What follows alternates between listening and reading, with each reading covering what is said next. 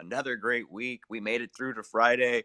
Got a little internet connection problems, but that's just the usual stuff, right? Everyone's going through some Web3 issues today, I feel like. But what a great space we got planned. Welcome Novabear and welcome Sarah, legends in the community. So let's share this out and maybe tag some friends, get this room growing, and hear from everyone who's here. Absolutely. Yes. Tonight we're going to start with Sarah Main and then move over to Novabear. So, Sarah, how are you doing tonight? Thank you for joining us. Sorry, I was trying to tweet the room out and I got all stuck. So, Sorry. I'm doing good. I'm doing good, guys. How's everyone doing? Really, really happy to be here, and really excited for the conversation tonight. Couldn't think of anything better to be doing on my Friday night. So happy to be here. Love that from you. Yeah, definitely. Speaking of which, I've noticed that you've been in quite a few of our Twitter spaces recently. So I just wanted to give you a shout out for your support there. Oh, no problems. Yeah, always a pleasure to come along and hear what's going on and support the community. So yeah. Absolutely. But you've got a really really cool project you've been working on recently, huh? Yes. Yes. I've been working on it for quite a while now, but it's finally made it out there into the world. So, yeah, we had the release on Wednesday. But like I said on that space, it was like it doesn't feel like the end. It sort of feels like the beginning, because I've just sort of been building and now it's out. But like, it's a project that is evolving and ongoing and almost feels like it's got a life of its own. So I sort of got to where I got to, not through like defining a point that I wanted to get to or something that I wanted to achieve. It just sort of rolled on its own, and like things would pop up and I'd go, oh, I'll try that, I'll do that. And, so it sort of like was very organic. And that was what was, for me, one of the best things about the creation process for this, that I didn't have an end goal in sight, and that I started with something which was a piece of music, and then it ended up being like where it is now, which we'll get into, I guess, if you want me to tell the whole story, because I guess it's quite involved, isn't it? Yeah, I mean, my first experience of this project was showcased in London at Dolby Studio, and what an amazing place to host such a thing. Amazing audios, crisp visuals, and obviously the Atmos thing where sound is all around you. And I was blown away by it. I thought it was crazy. I'd never seen anything like it. Oh, thank you. Yeah. So how it all actually came about is that we did an event at the Dolby Theatre back in December, and they wanted to showcase the Dolby Atmos sound. So they asked for me to send a piece of music. And so that's how it all started. And so I sent this piece of music, which was quite cinematic. And then the guys at the Dolby Theatre mixed that music in Dolby Atmos, and then we all listened to it. We didn't have any visuals at that point. We all listened to it on that day, and I literally cried. Like, I was like, I have never heard anything so intense in my life. It was sure. And you'd been working on this thing for a while, and obviously when Dolby had sort of gone through their process of sort of upgrading the sound, as it were, it's almost like a 2D image becomes 3D, and it kind of comes alive. Yeah, it's like you feel like you're in the middle of a Sonic movie almost, right? Like it's pretty hard to explain. And yeah, I really want to go back and relive that moment in that theater. But from that moment, it was like, oh my God, like, let's release this as a music NFT, So that's where the original idea started. That Data Vader was already a project that I was working on with. Data Vader is the name of the project. It was a collaboration between me and my friend Jonathan Walter, who's a brilliant musician, producer, composer out of Berlin. We've been working together for many years, and Data Vader was my way of bringing him into Web3, because I'm like, this is really going to like be great for you and your career. So let's start doing things together in this space. I'll lead it, but like you just come along for the ride. So that's how that started. So I decided that, that piece of music would really be the sort of, I don't know, main product. We'd sort of been doing art supported by music before that. And then this was the point where we switched it, which I always wanted to do. And we switched it into the music first and then supported by the art. Well, that was the idea. It sort of went a bit beyond that, actually. Like, so then, after that, I was like, all right, okay, we're going to release it, but we're going to have to do the premiere back at the Dolby Theatre, because that's where obviously it needs to be experienced. And I'm like, I need to make like an animation that's going to support that music. And I had no sort of idea that it would come out like it actually did. So actually, let's rewind a little bit. So when ChatGPT first came about, I wrote the story and the origins of Darth Vader, who are like two galactic sound warriors traversing the galaxy using their sound waves for good. And so I came up with this whole storyline, and I was sharing it with Jonathan. It was sort of like my little way of getting him more involved in the project, getting him sort of like emotionally attached to it. So I had that storyline sort of ready to go, just a basic outline and like sort of ideas of the names of planets and where they originated, and this sort of like a few sort of avenues to go to work with. And then when I got that music and I found like an AI animation generator, I was like, I realized that the quality of the animation would somewhat degrade after about 20 seconds. So I cut down the piece of music into 9 parts. And then I decided to break down the story into 9 chapters. And then I used the 9 chapters to create the prompts for the images, and then subsequently the animations that were born from those static images. And yeah, then it sort of all tied in together as like one long, sort of 4.5-minute animation. And like I actually cried when that was finished too, because I was just so blown away at like this amazing new way to create something, and also the way that it's also every part of the journey is like a little special surprise. Not everything when you're dealing with AI turns out, but when it turns out, you're always like shocked at like the beauty that comes out of it, or the creativity that it gives you. So when I finally finished the animation to go with the music, I got a little bit emotional as well. So the one that I premiered actually at the Dolby Theatre was not the actual, in the end, not the final animation. I was a little bit rushed for time to pull that all together. So I went back and I revamped it. I changed it around. I changed a lot of the parts of the animation, and just tidied everything up a little bit. And then from there, I created the AR book, which is that follows the story. So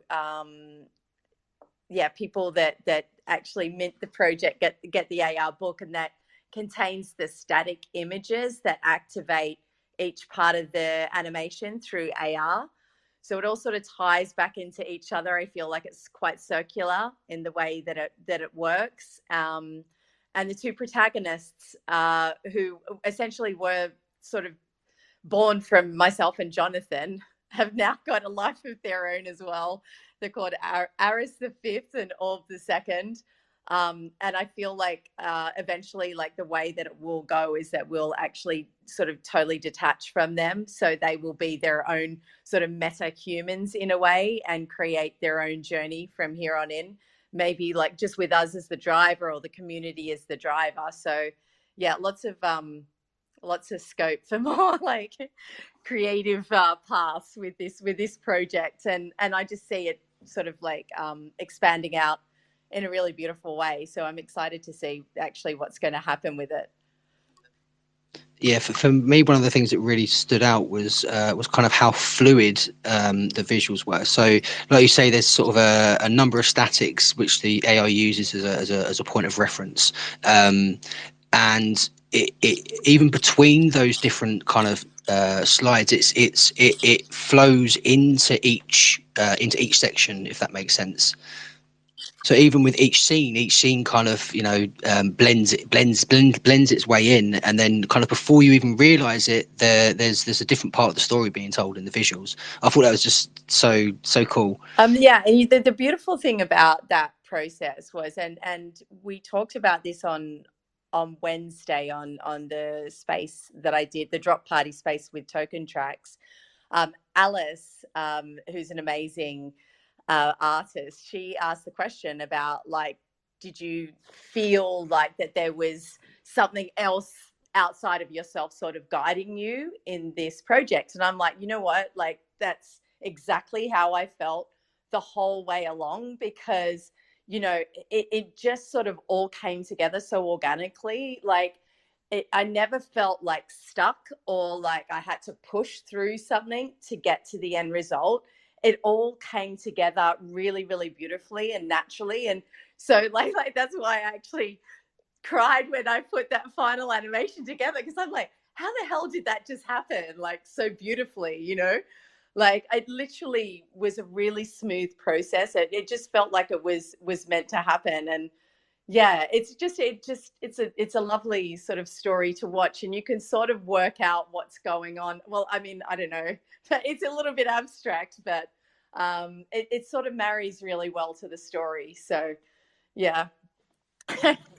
Yeah, I mean, the story is something that can continue, and like you say, it's quite a fluid project. It's constantly adapting, and you're trying different things. You might find some new tools that you want to play with, that you want to integrate. The scope for it is endless, because the limitations are your imagination at this point. Yeah, exactly. And the more I started creating inside the project, the more my imagination opened up. So like it's literally, I feel like it is like an endless journey. Like it could just sort of go on forever. Like each chapter, like I could build like numerous pathways out of each chapter, with the characters, with the story, with their own storylines, like the creation of new planets, and like yeah. So I'm excited to see where it's going to go. Like I'm actually like, even today I found a new tool. I'm like, oh, maybe I can use that in the project. So it's actually like it's great. It's, you can create like an avatar that like pops up in like in augmented reality. So uh, just say you're in your house and you got like a QR code on the door, you scan that, and then like Aris the Fifth could pop up and go, hey, good evening, how are you? Like, where would you like to travel this evening, or something like that. And I'm like, okay, how can I use this within the project? Because at the moment, the AR that I'm using to communicate with the community will be sent through like weekly transmissions through the characters' faces in the book. And then I thought that was a nice way to engage with people, rather than through a Telegram group or through like. So is it episodic like Sorry? that? It's episodic. So you've got like the plan is to sort of release, sort of a steady release of extra stuff for people to play with. Yeah, exactly. And just just keep it super engaging, and always have like little surprises popping up. So that are more engaging than just like sort of the normal ways that we normally engage with each other. So yeah, so now the characters will come alive and they will speak it to whoever has the book, they'll speak to them like on a weekly basis, and maybe like, it could be for like a little competition or a treasure hunt, or instructions to do something, or like just announcing like a special metaverse party or something like that. But I'm like, what if I could actually get those avatars as like real life, like images, like real life holograms in someone's house, and then they give them the message. Like that would be really cool too. So I mean, and like I think this stuff is, we're so close to having all this at our fingertips, and our world having this like extra layer on it. I think it's going to be really fun, and I think it's only going to be bound by the limits of our imagination. So yeah, and I like being out there experimenting with it all. It's good for my brain. I get the feeling you're a tinkerer.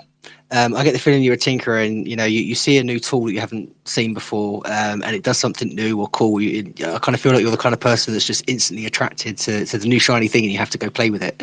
And then you'll work out how it all works, and you'll be like, oh, this is really cool. How can I use this now to do something cool with it? Yeah, exactly. I'm like, oh, okay, so people are using that for that reason, but what if I used it for this? And so it's like it feels like a big puzzle. You're putting all the pieces together and creating new experiences. Yeah. You said there's like two characters. Without giving too much away, could you give us a little bit of insight as to sort of what their personalities are like? Oh, God. These are like creating on the fly now. But like just a little bit of insight as to who are we dealing with here? Well, I mean, they're out there like using their powers. They're called spectrosonics. That's their particular power that they have, and that's like using their sound waves to fight evil across the galaxy and bring equilibrium, back to the cosmos, basically. So they're using music for good, which I guess has like parallels with my real life as a DJ. You go out there with your music to uplift and affect people in a positive way. So I see like there's lots of parallels between the storyline and real life, to be fair. Even like the sort of like the journey from Web 2 to Web 3, fighting all the evils of Web 2. Bringing harmony to the world through Web 3 type of thing. Yeah, all of those centralized guys, they're the bad guys. Sorry, Rev, I cut you off earlier. You were going to jump in and say something there, buddy. Yeah, no, it's all right. Yeah, I was just going to say, like, with your level of creativity, Sarah, and the equipment of Dolby and the support of Token Tracks, it was amazing to experience in real time all of that combination together, because that was an absolute next level experience that I will never, ever, ever forget. Oh, thank you. Yeah, it was a pretty special day. I wish I could relive it. I think for the next chapter we'll have to go back there. So I will let you know. But one of the things that I'm really focused on for the project is actually bringing it out into real life, and having these live performances. We're doing our first one's at ADE, the Amsterdam Dance Event. Because both myself and Jonathan have been like performing and DJing for many years. So I'm not sure how that's going to look yet, but it's most probably going to be like, obviously, like with some sort of get up, cosmic killer. I tell you what's going to be. It's going to be fucking crazy. That's what it's going to be. If it's anywhere near what you did at the Token Tracks event, then yeah. Well, I'm gonna like it'll have those visuals, and it'll be that type of that'll be that type of thing. So yeah. Yeah, you'll have like lasers to play with and lights and all sorts of cool shit. Totally. Yeah, there's definitely going to have to be some warnings on the door for that one. But I was going to ask if you could talk about your journey as a DJ and sort of how that came into Web3. Are you able to just sort of give us a brief outline of where this all started? Okay, yeah. I've been DJing since like '94, so I've been in the scene for a while. I fell in love with house music. So I started playing in Sydney, and it was a brilliant time. And I always say that it, like the beginning of house music sort of reminds me, like there's a similar feeling now with the Web3 movement.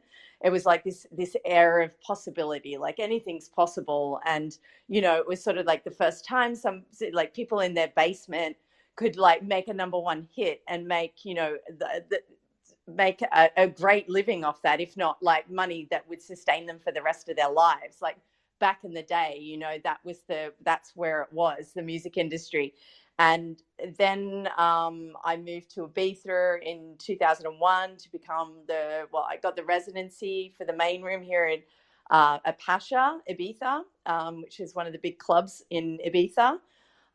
So I did that for about 14 years, and then had a child. So I calmed down somewhat. Still kept DJing in the day. I moved to a place called Ushuaia, it's more of a daytime party place. But as I was going along, I just sort of like I sort of fell out of love with the music industry a little bit, just by being over commercialized, and also the way that all of a sudden artists were just, you know, like I just see my friends slaving away, and, you know, you wouldn't even get paid to release your music. It was almost like it was like a prestige thing, you know? So everyone was spending money to be an artist, and no one was making any money. And it was just like, it just felt like a hard slog. It just like lost its sparkle for me. So I never stopped DJing, but I decided to move into art. But we'll go back to my art because I studied fine arts at university. And then the pandemic hit, and then I got into crypto and found NFTs, started releasing my art as NFTs, and then naturally wanted to get into music. Started working for a startup, which was a decentralized music festival. And so really got my teeth into understanding Web3, the ethos, the values, and just like had that same sort of excitement that I felt in the early 90s with house music. And I'm like, right, this is it. So that's why Data Vader is sort of like a result of my excitement and trying to pull.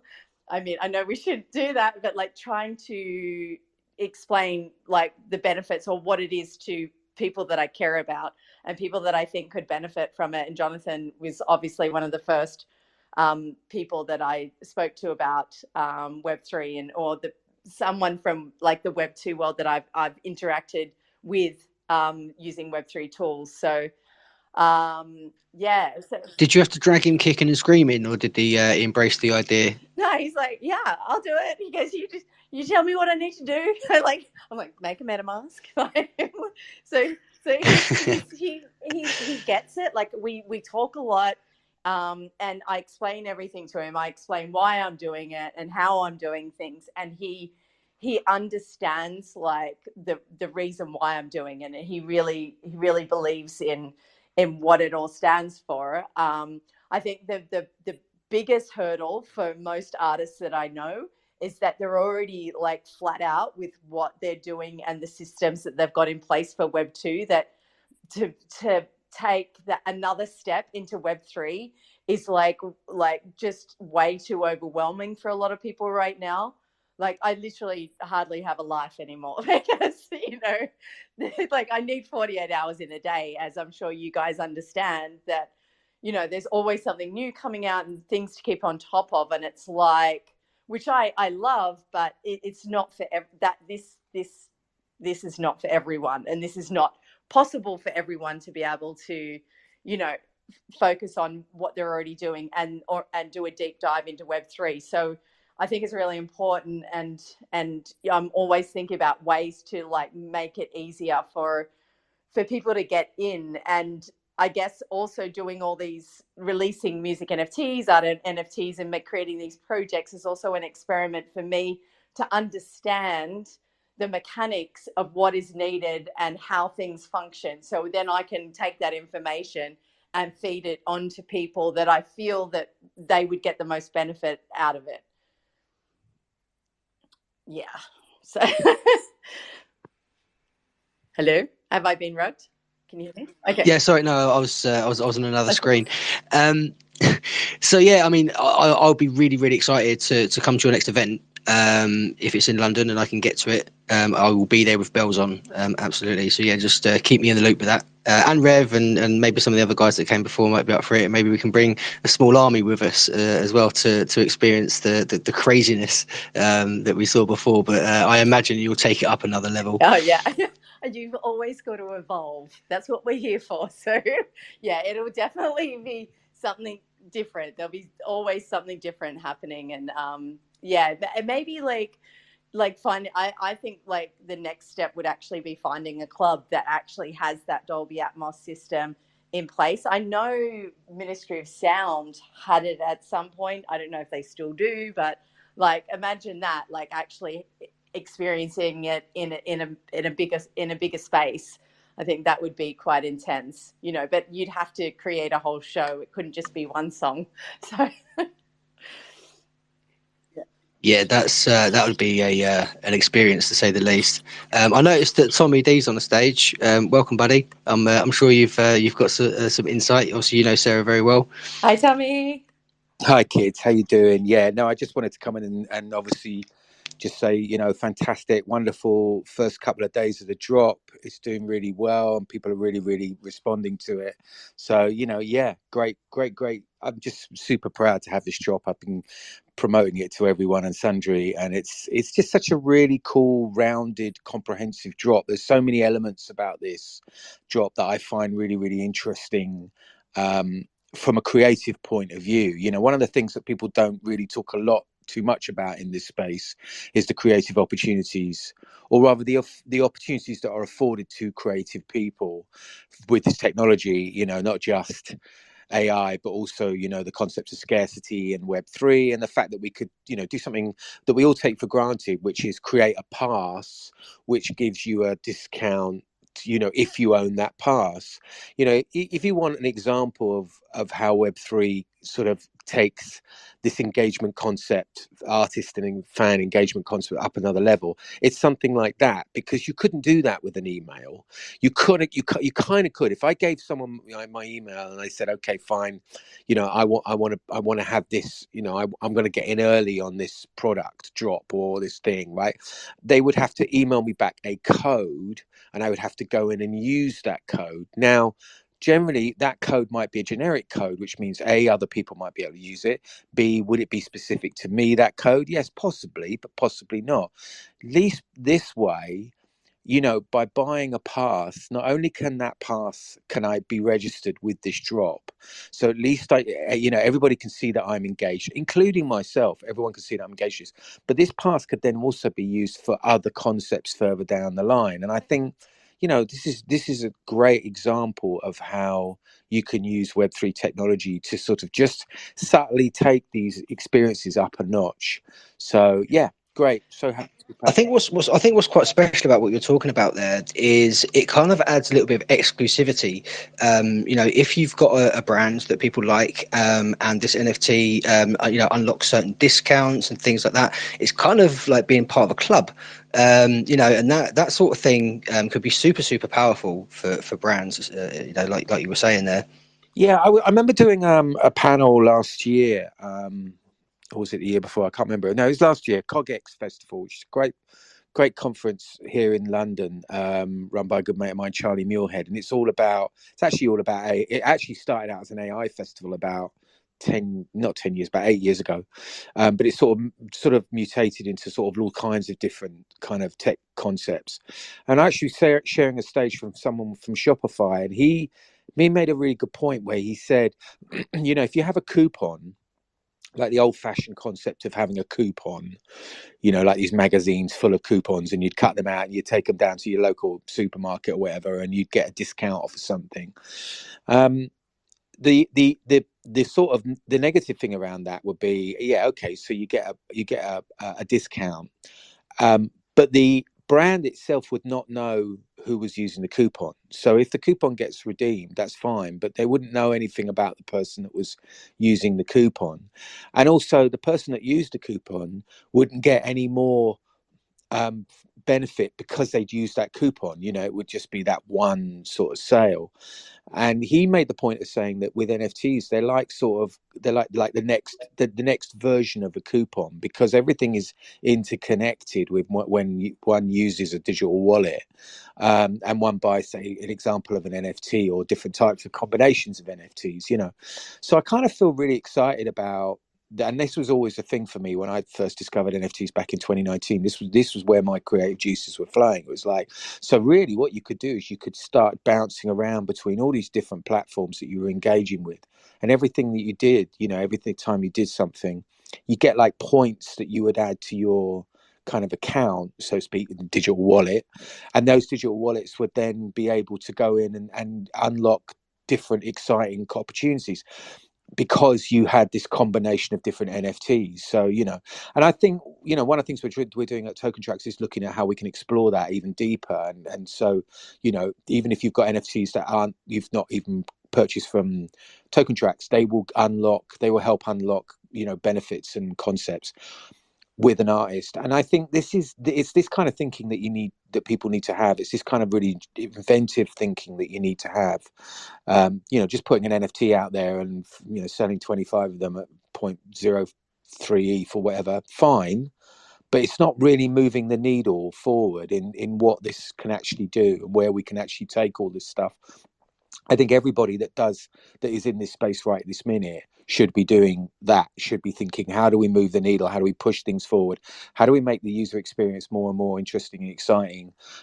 Because ultimately that's going to drive adoption. If you've got an artist with a large fan base and only a very small percentage of them are seeing benefits because they're the ones that engaged in NFTs, after a while you're going to start seeing all the other fans going, hang on a minute, what's that lot doing over there? I want a part of that. What do I have to do? What do I have to? I have to get a digital. Oh, yeah. It's that exclusive club. Yeah, it provides exclusivity, and people do like to be part of a club. That's why people follow football teams and all this sort of stuff, because they want to be part of something. And another thing you mentioned there about was data.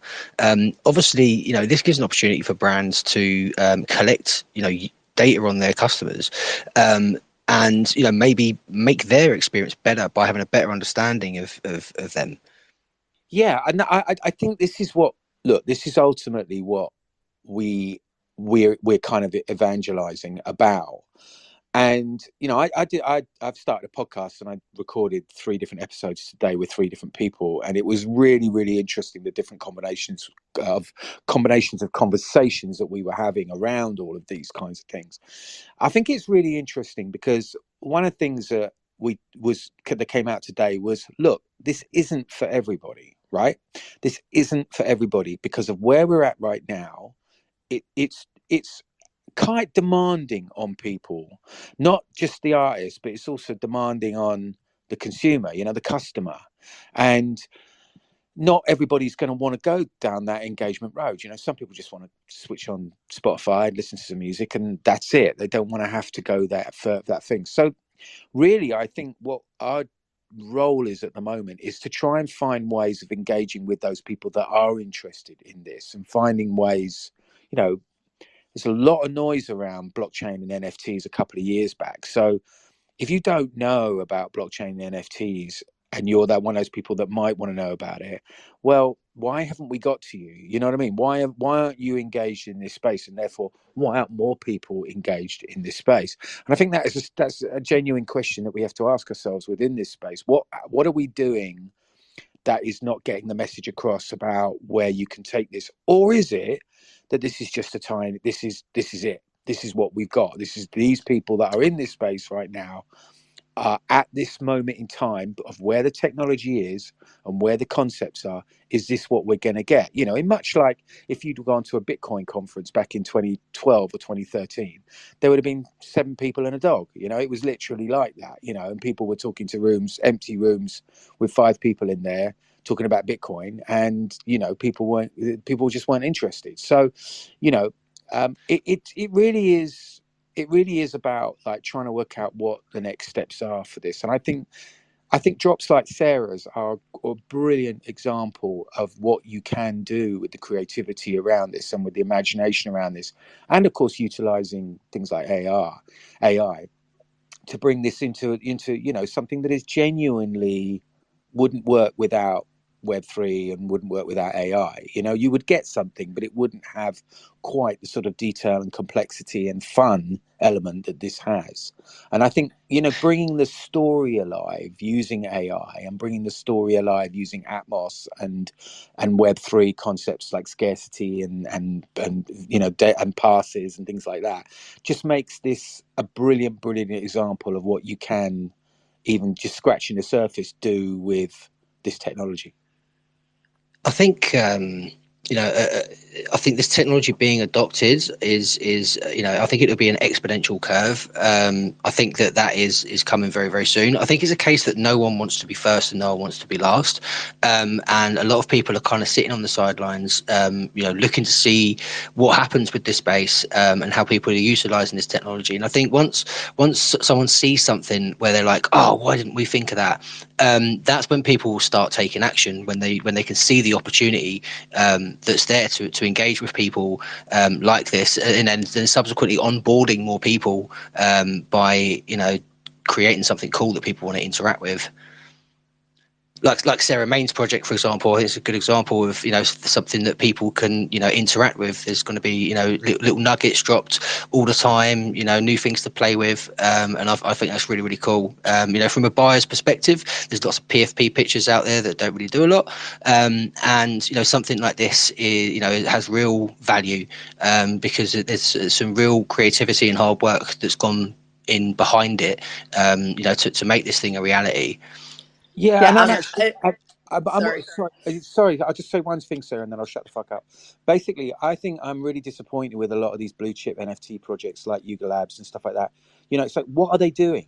What are they actually doing out there? Where I know they occasionally drop something that's kind of interesting, or another PFP project or whatever, but I'm really disappointed with projects like Doodles and Azuki and even World of Women. It's like, come on, guys, do some shit.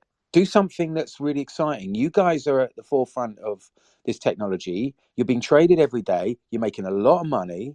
Do something. Do something with it. So sorry, I'll shut up now. No, it's good. I couldn't agree more with that, and that's one of the things as well, is that I got a lot of love for Meta Builders and Mike Smart, because these guys have been behind the scenes for almost 2 years plus now, as Meta Builders, really building these infrastructures and have been doing these events and really trying to showcase what you guys have been building also, and been building on top of as well. And it's been swamped over by a lot of these projects that are just PFP projects, such as Yuga Labs, that don't do anything but yet take all the limelight and all the credit just because they've got a lot of money and specific companies backing them. So you're absolutely right. Yeah, so I like I like the fact that this is a new way of engaging with people, and for me it's really important to keep it interesting and also keep it fun, so coming up with novel ways to entertain people and I don't know, engage them. So even in this drop, I haven't really told anyone, but there is I've put a little secret message in the utilities, and I've hidden it somewhere, and I'm just wondering if anyone's ever going to find it, because they'll have to find it and then they'll have to message me, and if they do, they're going to be rewarded. So I'm going to drop little things throughout the project that only I know about, and then just wait to see if anyone actually uncovers the little secrets and the codes that I've hidden inside. Sarah, do you remember that book that came out? We're both a bit older than probably most of the people in this space, but do you remember that book that came out? And this guy hid a little golden rabbit somewhere in England, and if you read the book, it was full of these clues, and if you worked out where the clues were, you could find where this golden rabbit that was supposed to be worth I don't know, 10 grand or something like that at the time, a lot of money at the time, was hidden. And this book was a massive success as a consequence. I mean, this thing flew off the shelves, and it got like national news reporting on it, and then it became like these people were trying to find it. It was a really sweet little concept, so simple. You know, it's way before Pokemon and all these kinds of things, you know. But that was that sort of element of imagination, particularly if you hide them in a way, you know, because the artwork you've done is so amazing. So if you hide it in a way that's really quite deep, and you could, you know, we could start building on that a bit more, and getting people to engage it, and maybe that, like we say, we build I don't know, a little golden something or other, and we hide it somewhere around the world. Yeah, no, I'm totally down for that. Like, I'll actually I'll tell you after the space, but only you. You'll be the only person that knows what it is and where it is. But yeah, no, I've always had ideas like this. Like, before any of the Web3, I had this idea. I wanted to create all these little like Lucky Charm rocks and put little messages, and then have some sort of like link that they had to go to. I didn't actually bring it into fruition, but it's like ideas like that are always in the back of my head. Like, how can I create these little games out there in the real world and just like surprise people? Because I think it stems from the fact that I love surprises. Like, on my WhatsApp, it's been there for years. It keeps popping up as like my tagline is "waiting for the next surprise," just because. Yeah, because surprises are everything for me. So yeah, this whole project has been one surprise after the other. That's why I've been so engrossed in it. But to be able to surprise other people, like, I love that too. So yeah, I'll definitely keep putting little things in there, and we can develop that out a little bit more, and maybe speak about it a little bit more, because I haven't really spoken about it, because I was just like, do I just keep it quiet and just, you know, maybe someone will work out what that is and sort of like, you know, send, and then I'll get a random message one day and I'll be like, yes. Yes, Nathan, you have a question, my friend? Hey guys, hey Sarah, hey Tommy, how are you? Doing good, thanks. Good. Yeah, as you know, we're always supporting here at the Crypto Mag. We're always supporting everything that you guys are doing. I wasn't aware you was over here, so I see you chatting away. I thought, oh, got to jump on and show our support for you guys. Oh, thank you. This is Nathan. Hey. Yes. Thank you. How are you? Yeah. Well, you're the one. Yeah, you're I'm the good. one that actually got the boys to come down to the Dolby event that day. That's right. Yeah. Yeah. I couldn't make it, so I gave up my my tickets. Yeah, we appreciate that. Yeah, massively. There's a picture actually pinned at the top of us guys out there en route to you guys. Pinned at the top if anyone wants to take a look. Thanks to I see all the content you was doing with videos and the TikTok showing you on your journey there and when you was there and things. Yeah, it was brilliant. But yeah, we got just a couple of things that Tommy was saying. So I only jumped on kind of 10 minutes ago, so I missed a lot of what you guys were talking about. But just on what Tommy was saying and what Sarah was saying as well. I was actually, when I was working for Rupert Murdoch up in Wapping, we was behind a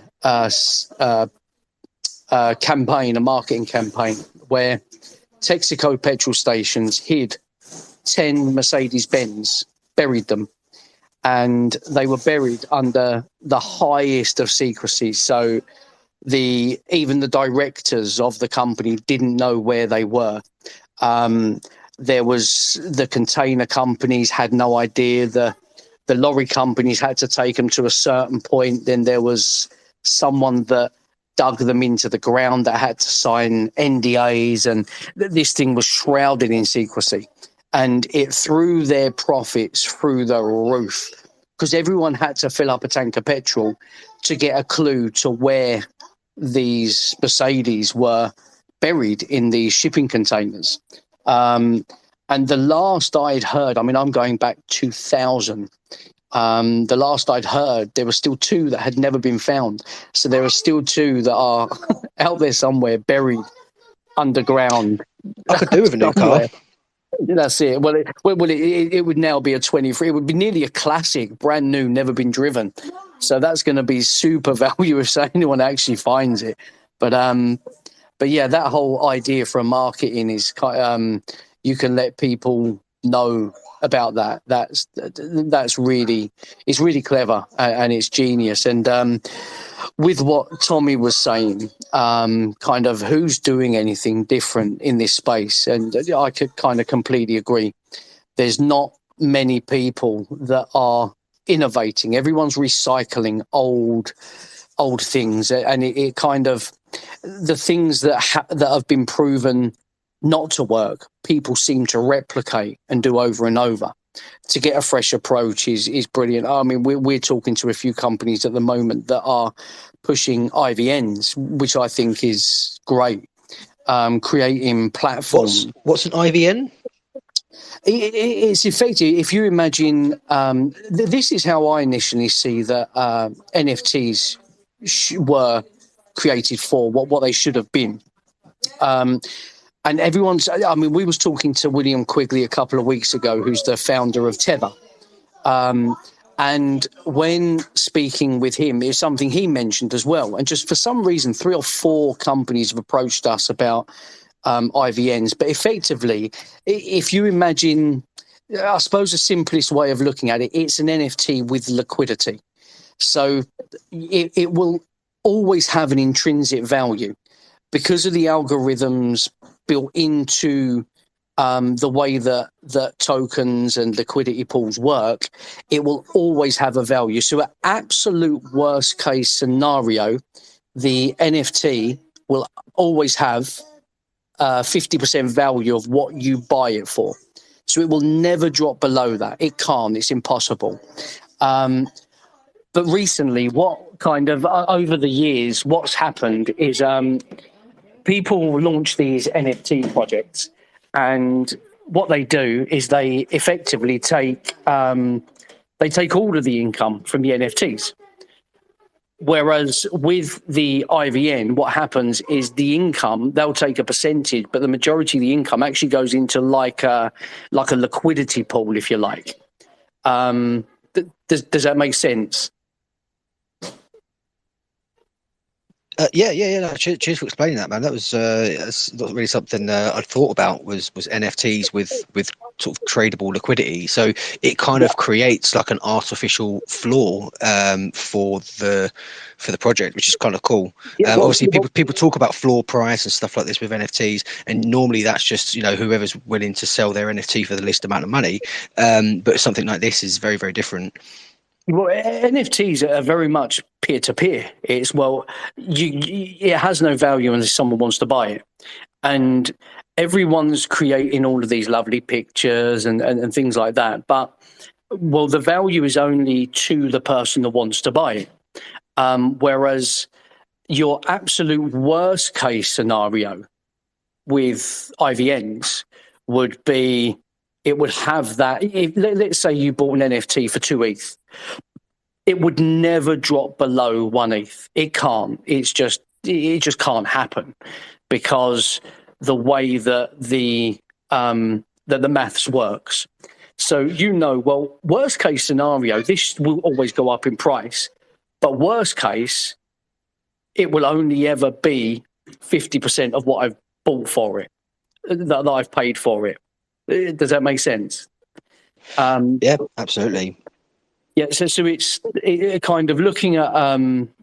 I think the actual maths takes it about 60%, but there's that 10% that will go to the creator of the NFTs, rather than them taking every penny and then going, well, you guys now trade it amongst yourselves.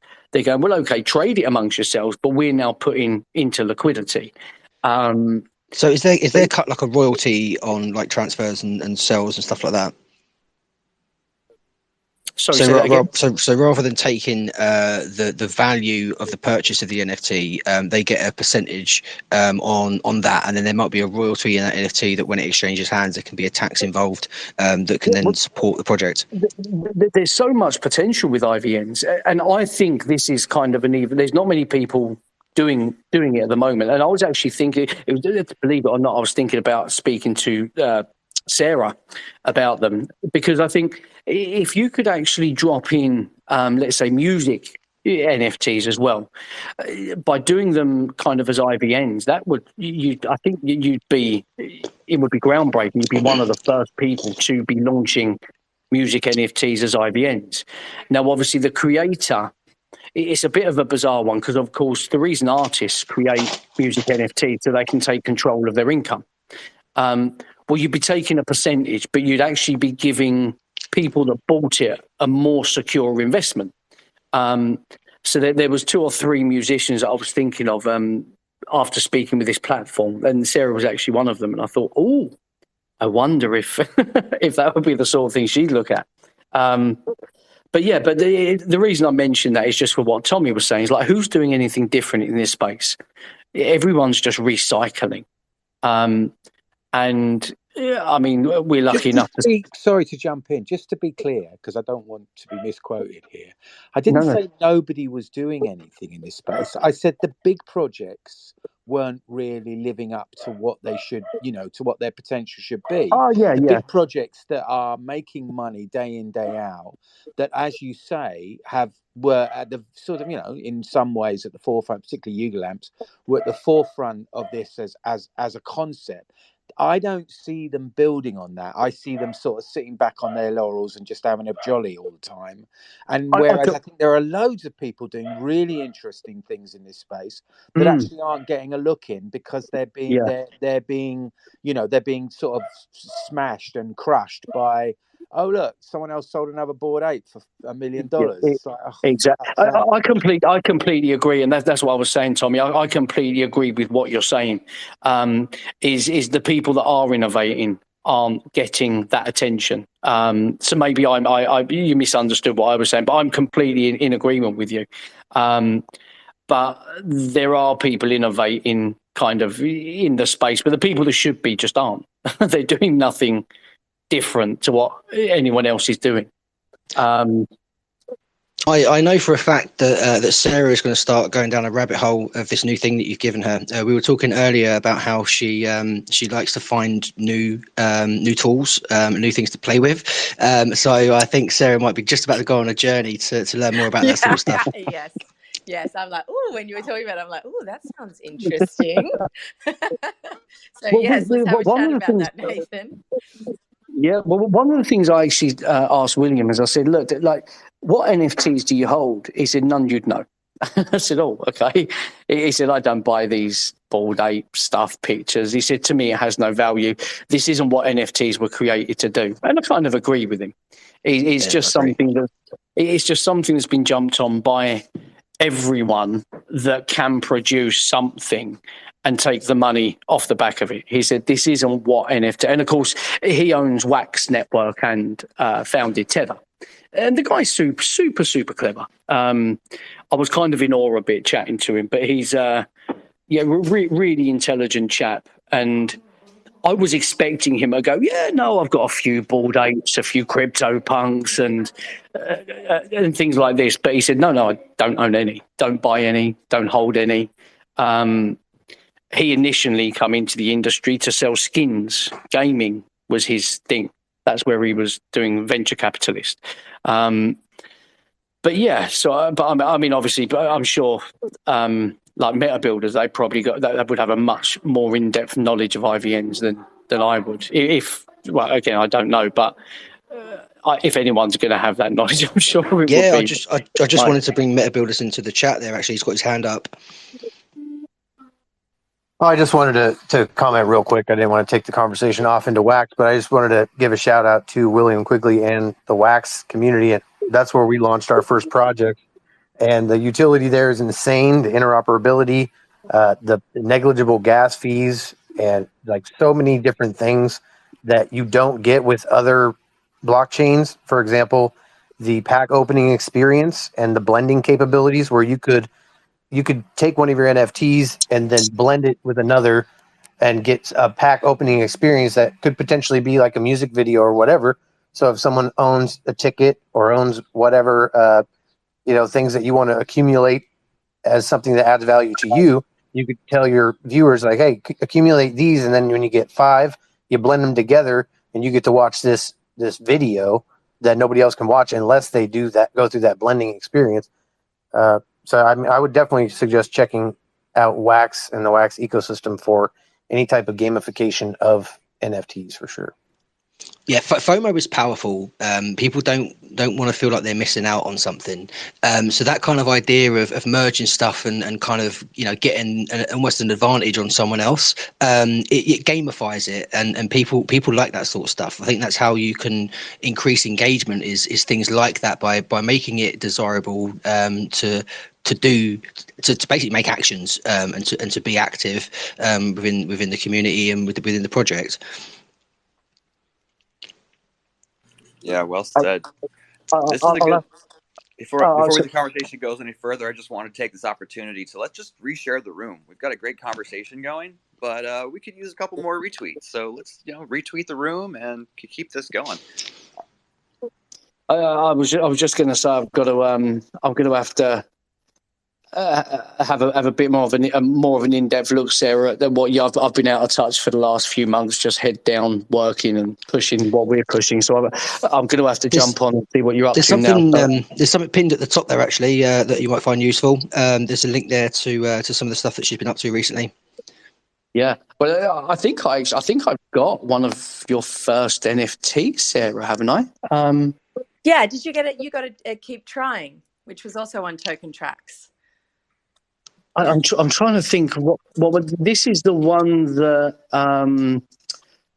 we done an after party. Oh no, I know which one you mean. Yeah. London. That was it. It was your art. Yeah. Yeah, it was your art. Yeah, I think I've still got that scene in my wallet. Okay. Yeah, I helped you get that one. I remember. Yeah, it was a while. Oh, good. Yeah, and I'll send you over all the links as well with for the project as well. If you, there's links up the top, but I'll send you a link direct to the website. Yeah, but it's great to see you still smashing it. Thank you. And it's brilliant.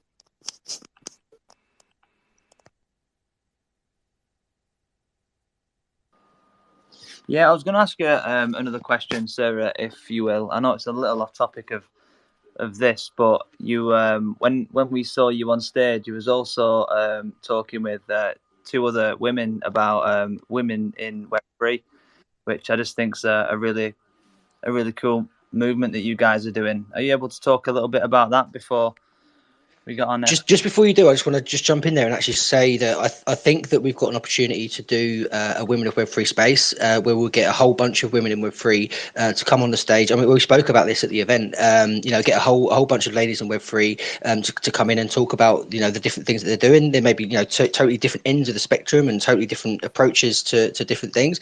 And I think it would be quite cool to do that because, like I mentioned to you at the time, I kind of feel like there's a lot of women that don't feel like there's a place in Web3.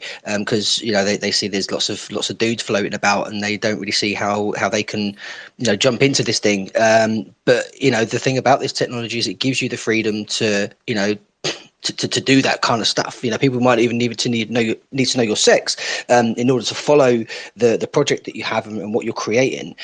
So I think that we should definitely showcase more women in Web3. I think it's something that definitely needs to be done.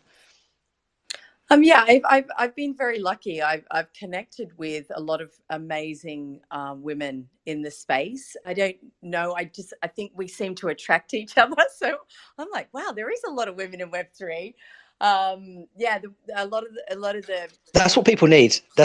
People need to have that realization that there are loads of women in Web3 and that they can get involved. Yeah, I think where the lines get blurred is that people are like I think there's like different parts of Web3. Obviously, there's the crypto space and there's the NFT space and the music space. But like I found it very sort of male dominated in more in the crypto space, like the crypto bro thing.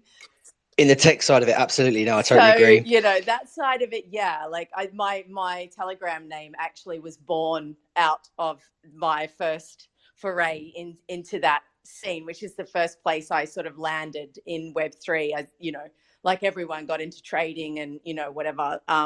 So I was in a couple of Telegram groups, and then my my Telegram name became the token female because I was, but like, you know, but then when I moved over into the art space, I'm surrounded by female artists, and we're all very supportive of each other. And I love that there's so many women in that space that support each other. And I've also found the same, like moving into the music space, there's a lot of brilliant female musicians, and I think they feel a lot more supported in Web3 than they do in Web2, because you know, the traditional music space can be overwhelming for a lot of women. I know that as a DJ, when I first started, there was only a few of us. And the years that came after that, I had a lot of female DJs come up to me and say, look, thank you. Like, you made me feel like it was okay for me to enter the space because you'd already done it. So, I think that's amazing. leading by example. To have that positive influence on someone like that. Sorry? It must be really nice to hear that, to have that positive influence on someone, you know, for someone to decide to do something because they're seeing you do it, and it inspires them to do their own thing. They get that inspiration. I also want to say as well, I mean, Tricky spends a lot of time in lots of different Twitter spaces around NFTs and stuff, and I'm sure he would agree that there are some amazing women artists out there in particular. There's so many women artists out there, just solo guys, just with their own project, just producing their own stuff, you know, always constantly looking to add, you know, new novel ideas to the thing they're doing. Like I say, you know, Tricky would tell you, you know, there are a hell of a lot of artists in these Twitter spaces being given, you know, space to talk about their project, and there are some really, really cool projects out there for sure. Yeah, well said. There's a lot of great people in the space, and you know, I think that the time of discriminating on gender is really coming to an end. You know, you don't need to have gender classification in Web3. You know, it's all about your skills. It's all about your vibe. Yeah, absolutely. Nathan's got his hand up there. Did you want to jump in there, buddy? Yeah, I don't like just jumping in automatically. I just feel that I'm taking taking someone else's slot. I was going to ask you, Sarah, because of course we've been talking about. I've actually been talking about it for about 6 months in doing like a Women in Web3 issue of the magazine, because there's so many people. But just following up on what kind of Rev said, did you find getting into? Because I spoke with a woman the other day that said she really struggled to establish herself in Web3. But she's coming from a place of being unknown. Now, obviously, you're a legend in your own right in the house and tech house scene and the music scene. Did you find that helped you transition because of kind of your reputation already within the music scene? Did that make it easier? To be honest, I feel like I had to start from scratch like anyone else, because there's not many people that I've met along the way that actually understand the world that I come from. So, you know, if that did make a difference, it was to a very small percentage of people. So in the beginning, it was like I was lost in this big sea of unknown, and just, you know, like slowly step by step, you know, and reaching out to people, and, you know, just following the right people, adding, you know, putting comments and stuff like that, and supporting other artists, and it sort of just grew in that way. And to be fair, you know, it didn't take that long. I think if you're dedicated to entering a space, like I always felt like I'd get stuck, and I'm like, no, something's going to happen. It's going to I'm going to break through to the next level type of thing. That's how it always felt. I just need to sort of like keep moving and keep understanding and sort of like getting to know people in the space. So I think it's just being consistent and being open and supportive. That always works. And I still feel like I'm on the periphery. I still feel I've got a lot deeper to go, you know, like every step of the way I maybe get into a new group and it'd be like, wow, like there's a whole layer of things that I didn't even realize that are going on here. So it's a constant learning curve. But yeah, I don't feel like a lot of people actually sort of gave me any sort of kudos for my past life, because I haven't found that many sort of electronic music artists in the space, and not many people that really understand this, like what we do, and know Ibiza or anything like that. In the music space, everyone knows Ibiza, but I think in the Web3 space, it's a little bit less unknown, lesser known. Yeah, it's quite niche what you do. I mean, many years ago, when I owned my estate agencies, I actually sold Mickey Finn's house. And you would have heard of Mickey. But I was actually friends. He was introduced to me by another friend, a DJ of mine. And when we first, I mean, Christ, when did we first speak? A year and a half ago with Ian? It must be a good year ago, you and I. But after, yeah, it would have been, yes. But I remember speaking to a friend. So, look, I said, here's a name that because it's quite a niche sector that you're in. I said, here's a name that you might know. I said, you was quite in that Ibiza scene. His name's Dan. I couldn't tell you what his stage name was. I heard of a lady by the name of Sarah May. He went, what, Pasha Sarah May? And I went, yeah. He said, she's a legend. And I went, oh, really? He said, yeah. He said, she's brilliant. He said, I think he said she was in a movie, It's All Gone Pete Tong or something like that.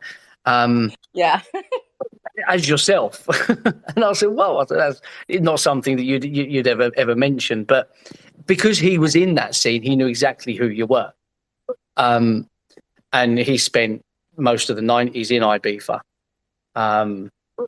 But yeah, I just didn't know whether that kind of had assisted you, whether you'd had any contacts, or because the general thought process as I'm speaking to different women in Web3s, I say this woman I speak to, there's not really many women in Web3. I said, you will be surprised how many women, very clever women in Web3 that are really making moves in the space at the moment. And I went through a few of them with her, and she's gone, whoa, I just thought I was like one in a million. And I said, well, no, there are plenty of people, but I don't know if they get less kudos. But I think people just assume it's predominantly a male-orientated space.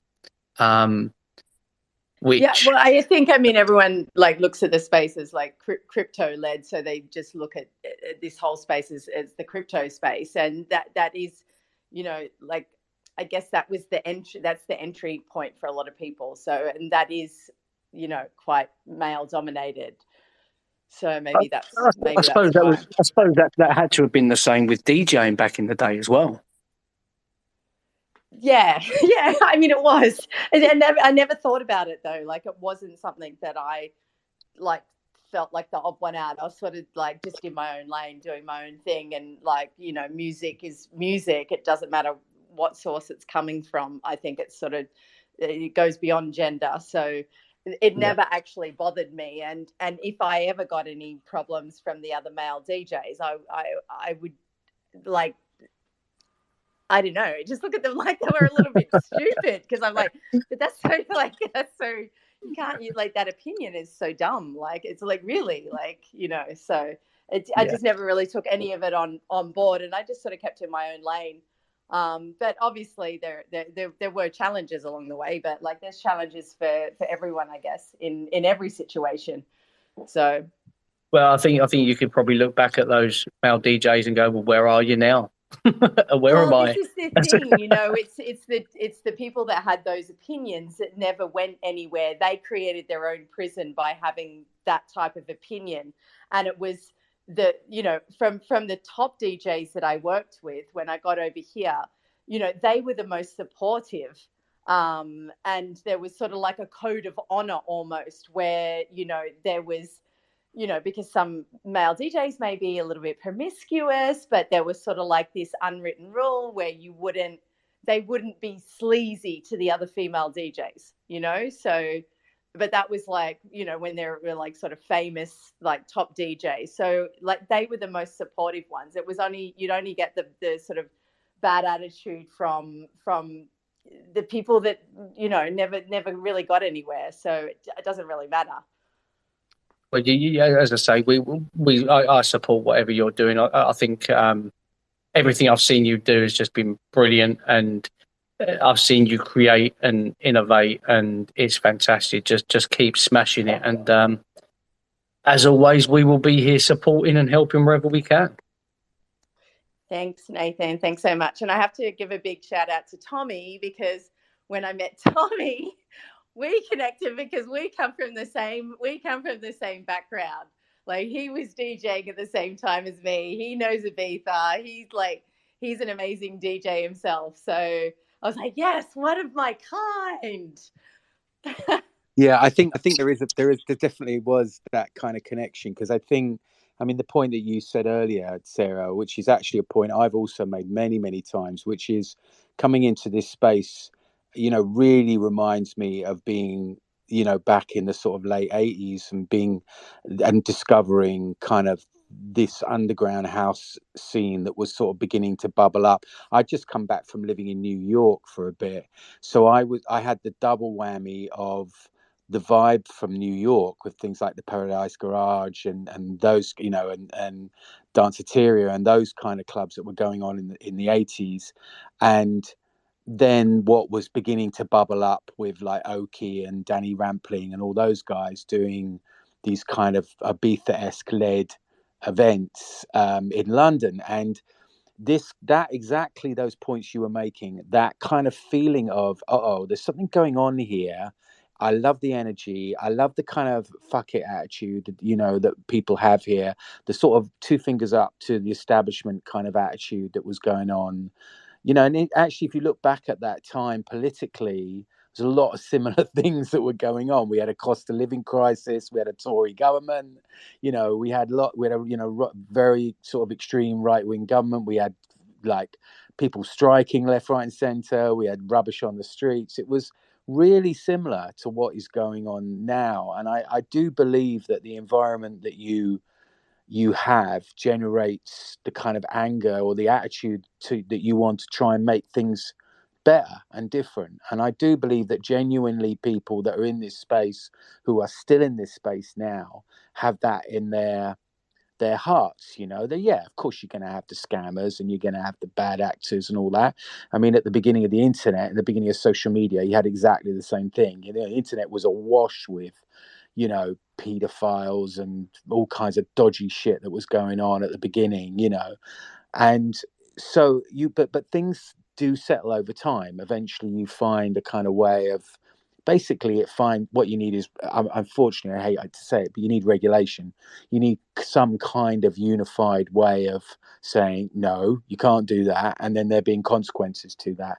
I know it's pretty difficult to do that because of the basic concept of the technology, but you know, there is ways and means of doing things. And we, you know, just going back to what we were talking about with AI, what you guys were talking about with AI and stuff like that, you know, there is ways and means of doing this. You've just got to, you know, they've just got to be worked out gently and sort of suck it and see kind of way of doing it. But yeah, I think that concept of acid house, I always think it's like the thinking of acid house really molded me as a human being, because it helped me kind of, you know, realize that everybody's the same on the dance floor. You know, it's that concept. It's that simple.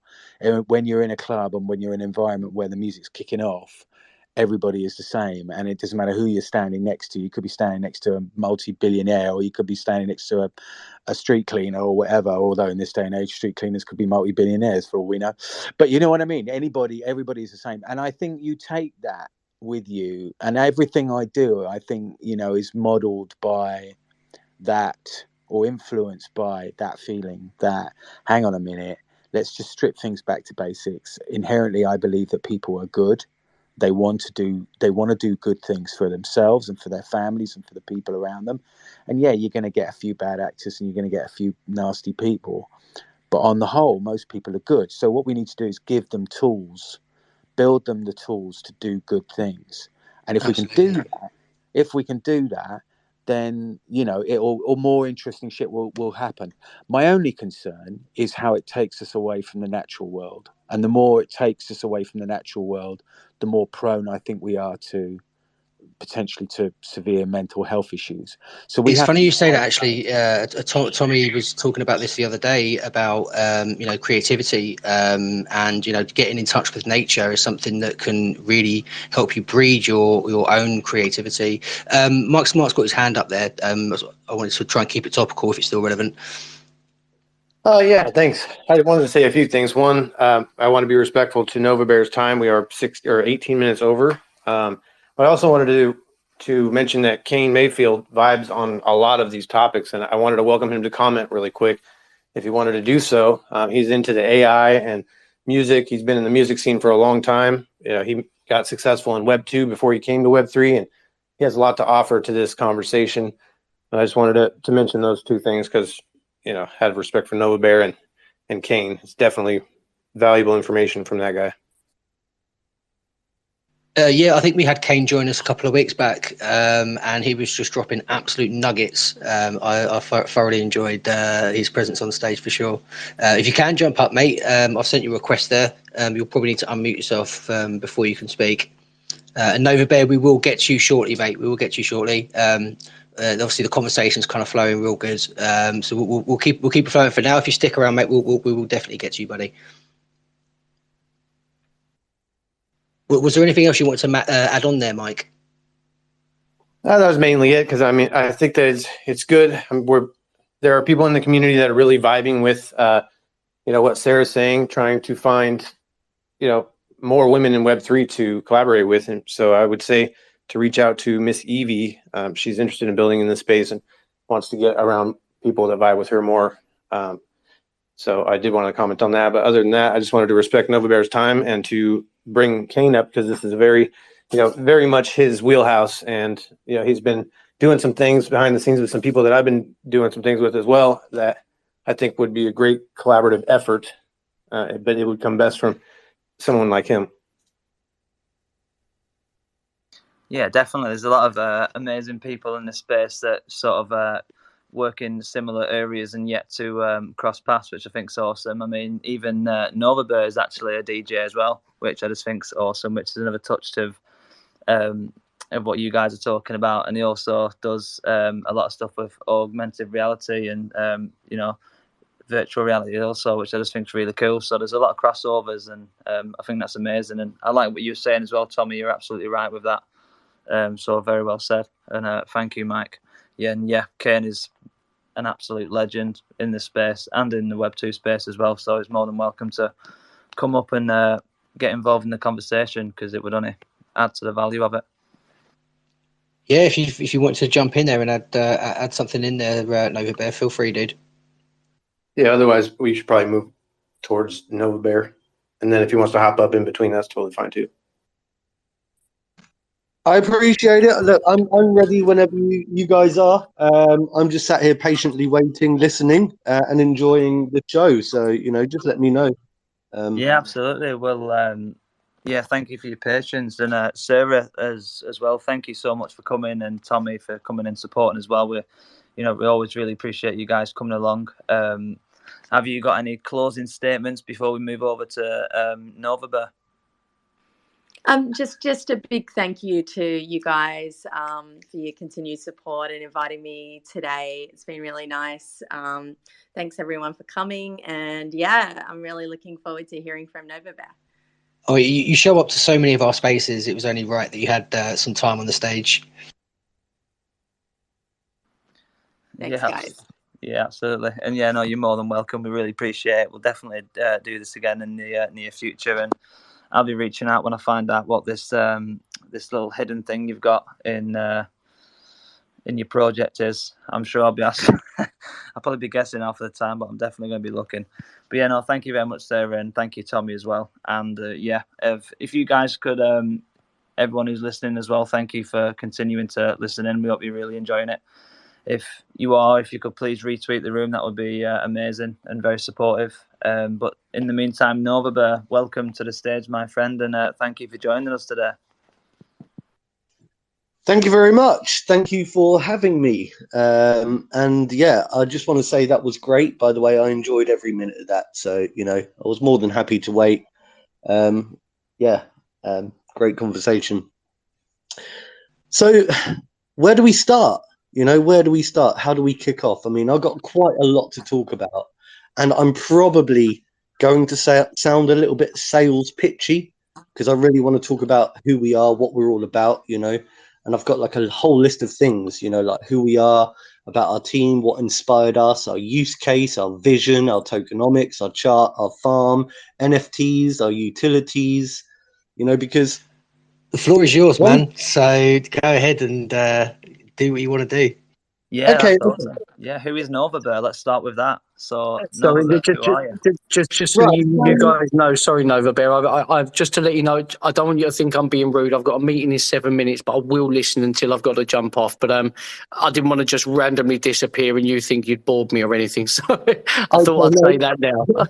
That's fine, mate. That's absolutely fine. Look, there's No plenty of problem. people in here. That's great. I appreciate the audience.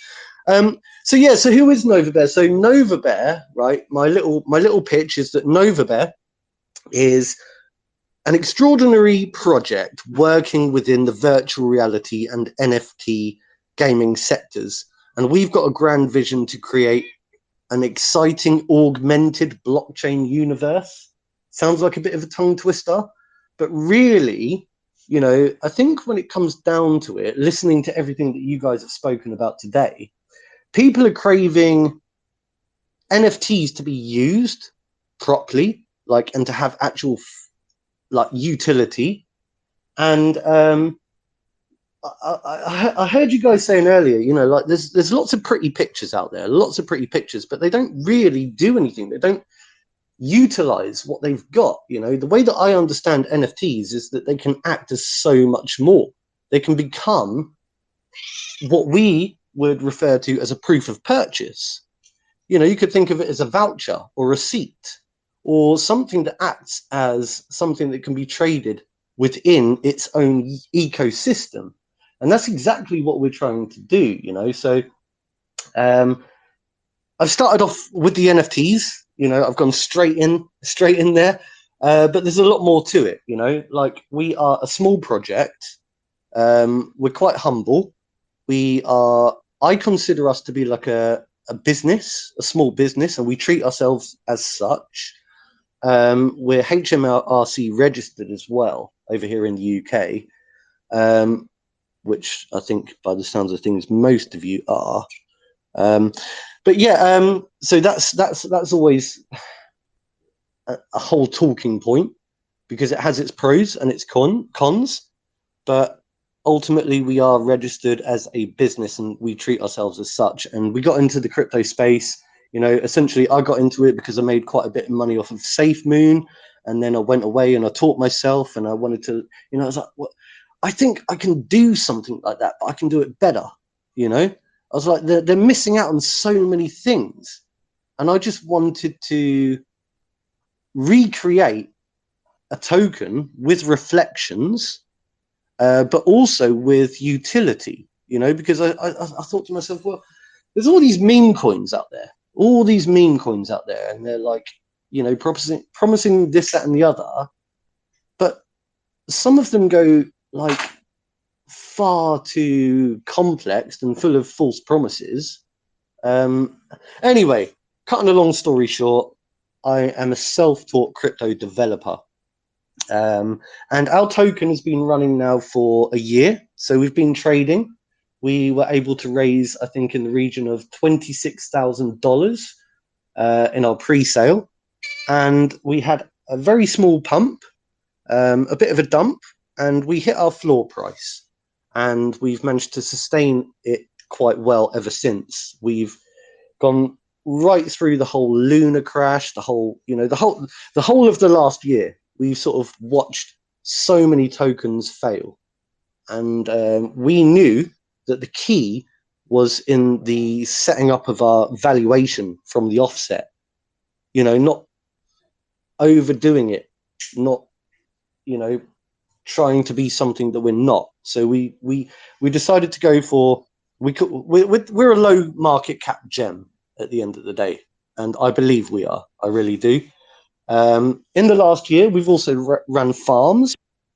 So I say farms. We've run a farm through a third party that we're very closely connected with, and looking to work with them with more farms moving forward in the future.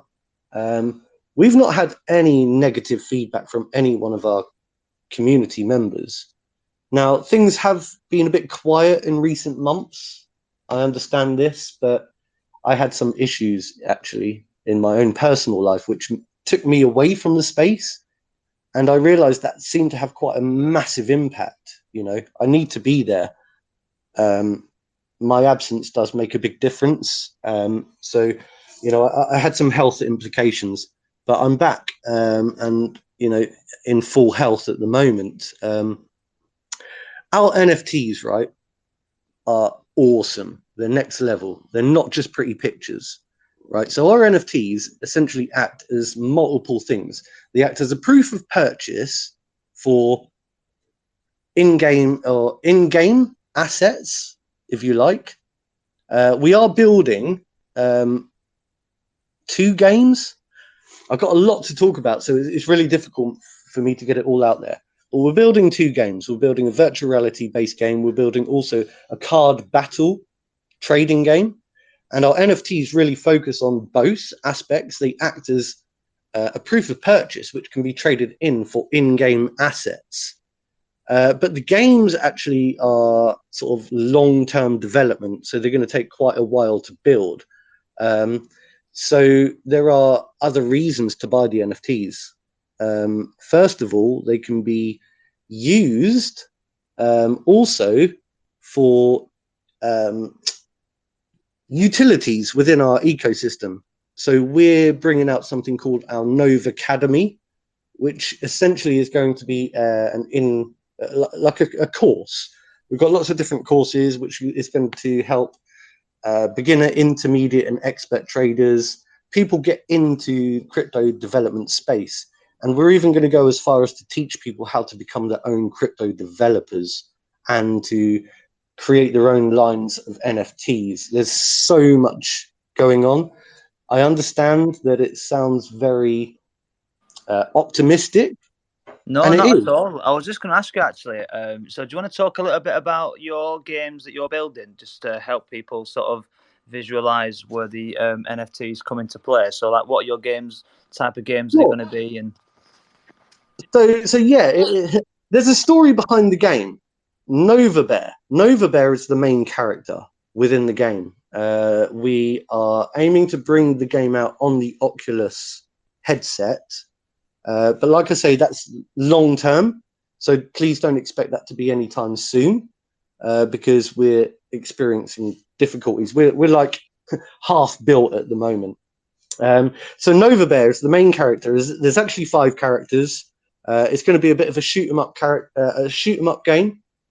And each one of our NFTs correlates to each character within the game. So there's Novabear, there's MetaBear, there's BioBear, there's ExoBear, and there's NanoBear. And each one of those bears has different elemental sort of powers, if you like. It's all written up in our white paper. And each one of these characters also has different tiers. So we've got our commons, we've got our uncommons, our rares. Sorry, is it commons? Yeah, commons, uncommons. Commons. There's 5. Rares, epics, and legendaries. Sorry, I had to think there for a minute. So,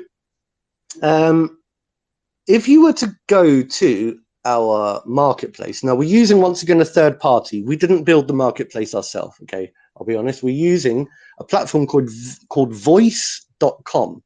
If you were to go to voice.com/Novabear, or alternatively, if you go to novabear.com, you'll find a tab that will take you there.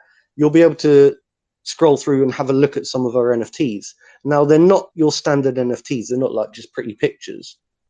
They're card battle NFTs. So they've got statistics, they've got powers, they've got defense, they've got attack, they've got like rarity elements to them, so on and so forth. And on top of that, right, just to make it even better, I decided that we're going to add unlockable content to some of them as well. So there is a chance that you could buy one and actually win a prize. Just it's built into some of the NFTs. And because we're an Oculus-based development project, our main prize, which will be built into the legendary NFTs, is going to be an Oculus Quest, an Oculus Quest headset. So there's so many reasons to want to buy our NFTs, you know. And the point being is, right, I think that people buy NFTs and they're pretty pictures, like I keep saying, and they're stuck with those pictures. And like 6 months down the line, it's like, well, what can I do with this now? What can I do with it? Well, the beauty of our NFTs is that you can trade them back into the ecosystem. So they're never going to be worth zero. They're always going to be worth what you paid for in the beginning, if not more so, because they can be traded in for in-game. Like, so for example, we're also going to release some weapons and some shields and so on and so forth. So you buy the NFT weapon or you buy the NFT shield, then of course you can, that means you own it within the game, if that makes any sense. So if you want a unique weapon to play within our game, then you can buy that weapon as an NFT, as a proof of purchase. So that's the way to unlock in-game items, essentially. So there's a lot to it. There's a hell of a lot to it. I struggle to get it all across. Yeah, well, it's making perfect sense to me so far, and that actually sounds really exciting because it's awesome that you can purchase certain things and then use them, and then like you said, you can trade them into the ecosystem and maybe switch them into different weapons. And is there specific sort of NFTs that are only usable by specific characters, or can you use all the in-game items with all of the characters? Because you said they've got different powers for each character itself. So at the moment, I think what we're doing is essentially baseline. So every character will be available to players with their baseline powers. Okay, so anyone can play the game. Anyone can choose any character. But if you have an NFT, that NFT will unlock the ability to use different powers. And of course, this will also conjoin with, like, if you think about a card battle game, like Pokemon, for example, right? You can play the same game in two different formats. You can either sit there and play it as a card game, against somebody else, or you can go on, let's say, your PC and play the same type of game or a similar type of game that follows the same principles, but in a digital format. So that's hence why we're doing two games, because it all merges in. It follows the same format. The game can be played in multiple ways, if that makes any sense. Anyone who's part of the ecosystem essentially is part of the game. And we were also talking in the future about allowing people to mint their very own in-game characters, through NFTs or through tokenomics. So that's something to, but that's very, like, I'll be honest with you, a lot of what we're talking about is very, what's the word? I forget the word. Like, we've got lots of vision, we've got lots of vision. Yeah. Pulling it off is hard work, okay? But we're on to something. I just want to be realistic as well. I don't want people thinking that, oh my God, quick. I want to be honest. I want to be transparent. And I want people to understand that we've got a grand vision. This is what we're working towards. We've got the foundations in place. We've got the, there's still a lot to work on. And I've got a very small team, okay? And Well, You know, you're building. You know, that's what you're doing. Is you're making steady progress. As long as you're making progress, then you know it's you know you're investing your time and you can see the fruits of your labor. So in regards to like the game and stuff, I'm kind of thinking of a game like Overwatch. I like a bit of Overwatch, and you've got characters, different roles with different abilities that that work that together can create synergies. Those kind of gaming metrics, I think, could be really cool with this type of game that you're building there, of having like balance across it. I think that's going to be a challenge as well, as getting that character balance where each character has to not be OP, essentially, or actually the way Overwatch do it is they actually make everyone OP. So and then that's how they balance the game. So it's so what I'm in at the moment is the literally testing phase. So like I'm now playing the game, got them printed out on cards, and I'm now playing with people like my brother, right? So that we can test the powers to see, like, oh my god, so we can spot to see if one particular character always ends up like dominating over everybody else, if that makes any sense. Mhm. And also we want to bring them out in like so people can actually buy packs of the cards and play at home, so that will be something else to look forward to in the future. So Novabear wants to be a bit of everything, and also we've got a story behind the game. We've got a story behind who we are, but you got to bear in mind also, like, we're talking a lot about the NFTs right now, but there's so much more to who Novabear is, because we're also primarily we are a cryptocurrency project, and it's all about selling our cryptocurrency, and we need to generate sales for our cryptocurrency in order to get eyes and bums on seats, and to generate daily trading volume to make the NFTs in themselves worthwhile. You know what I mean? Well, look, we've got Meta Builders with his hand up there. If you wanted to jump in. I just wanted to kind of add some calm to the storm, because it's like I understand where you're coming from when it comes to your hesitancy to try to overpromise, and in doing so, you're communicating a very shaky foundation. And I would encourage you to focus on just one thing at a time when it comes to documentation, and get yourself a solid roadmap, and just don't talk about anything else other than the thing that's next on the roadmap, and then show people the roadmap of like, hey, that's what we have planned for the future, and this is what we're doing right now. I understand, right? I understand. And the reason I come across like this, right, is because I want to be very honest, very open, very transparent, right? We're a very small, humble team, okay? But we're packed full of potential. Now, we've got a good community of followers out there, right? We've got good social media presence. It's growing, okay? And really, what is next on our roadmap, and like I say, it all comes back down to the tokenomics. Sorry, there's someone at my door. Go and see who that is, please, James. Yeah, it all comes back down to the tokenomics, right? We are a cryptocurrency project, okay? That's what we are.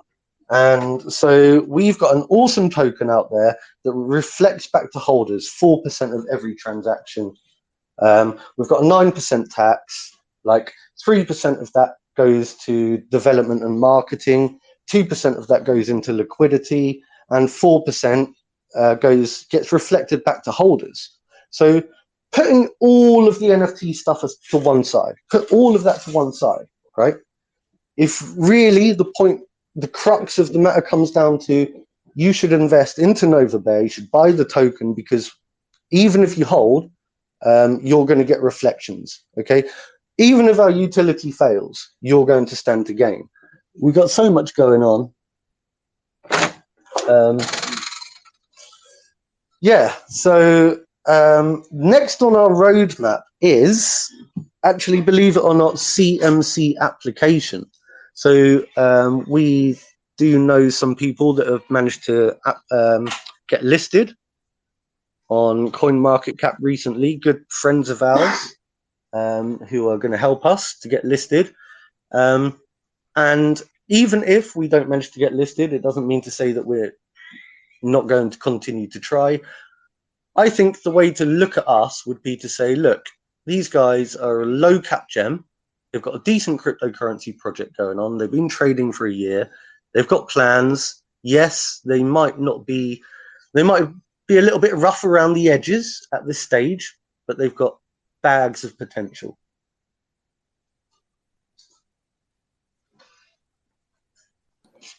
What would you say is your most favorite part about your project? I think it's our networking, our creativity, and our ability to see ahead of the time. You know, we all we utilize AI technology. You know, we utilize all of this future tech. Like, I think that we've got good vision, we've got passion, and our honesty. That's what I think really is what we're all about: honesty and community. You know, without our community, to be honest, we feel that we wouldn't really be here because we are very much community driven. I mean, we would still be here, we would still be working and doing stuff, but of course, we understand the power and the importance of community, and that's what we hold very dear to our values. You know, for me, it's very disheartening. I've seen so many projects out there pulling the wool over people's eyes, rugging them. You know, it really, really annoys me. It really annoys me big time. So Yeah, and I can vouch. It comes down to ethics and values.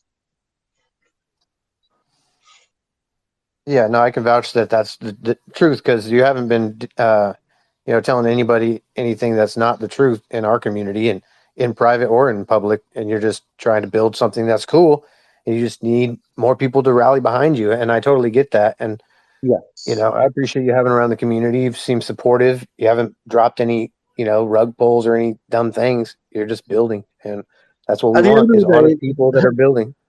That's what it comes down to, man. And I really appreciate it. You know, I'm a very appreciative person.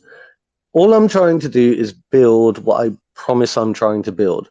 Whether I can build it or not is always a different thing, but it doesn't stop me trying. You know, I will hit an obstacle and I will overcome that obstacle. I mean, I've got this far so far, so I'm doing pretty well. We've sold 96 NFTs. And I just wanted to quickly touch on that as well.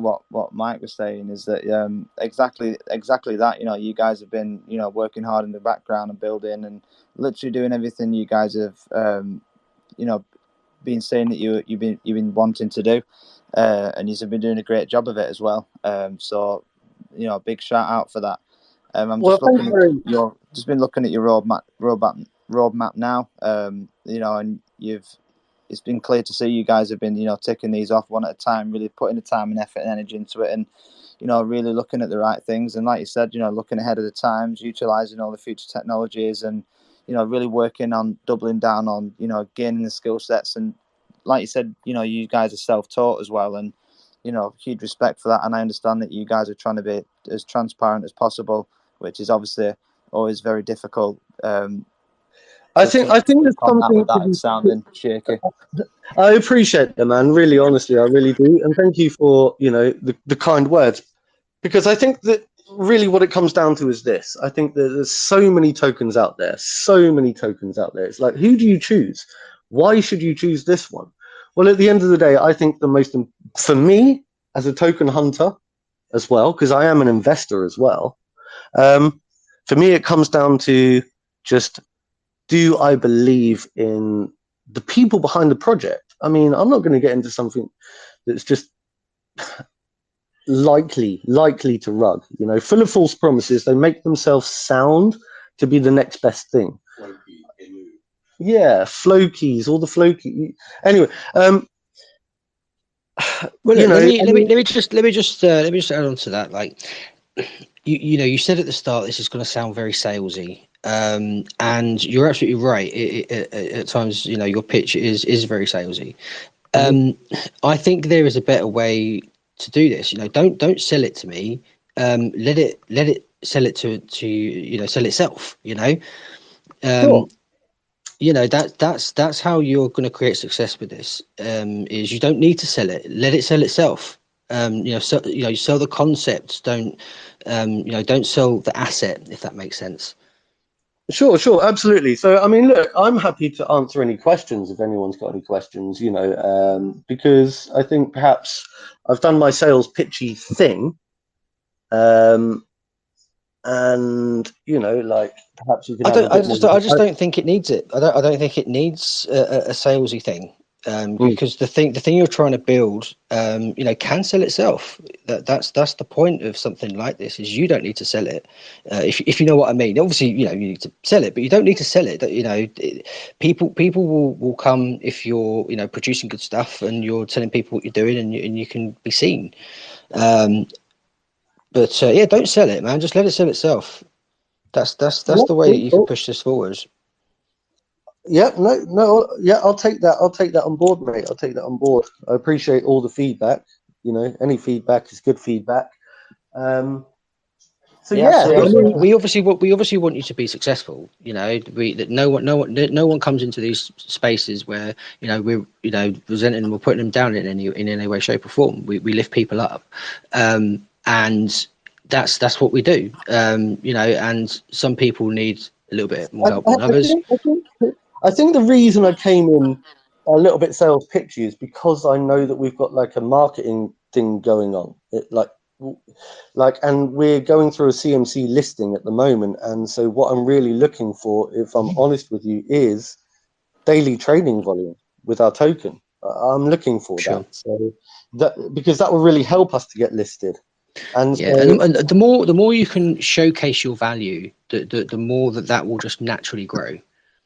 Yeah, I'm happy to help out in the background too. Like, just hit me up, let me know what you need to push forward a little bit. But we can't promote the token per se, but we can drum up some interest.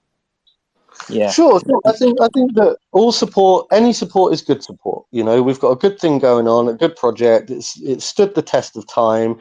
It rewards holders, and it's fun. It's fun. It's fun. It's engaging, and I think we are very community oriented, family oriented, and all of this stuff that you were talking about earlier with like the stories as well, the artworks and all that kind of stuff. Like, I'm massively into that as an individual. Like, I love it. I just enjoy it. So yeah, these platforms, it's never easy to speak on platforms with a lot of people listening, and you've got so much going on inside of your project. It's like you said, it's almost hard to know where to start, what to talk about, because just looking at your roadmap and if anyone does want to check out anything about this project, it's just novabear.net. You can go and see the white paper, the roadmap. You can check out the team, check out the tokenomics and everything. But yeah, like Mike said, we never really promote any crypto projects just for the legalities around them, but we'd love to talk about your ecosystem and the NFT side. Sure.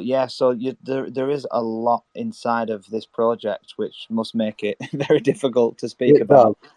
Definitely. But so I was going to ask as well, with the token, does that feed into the two games that you guys are building?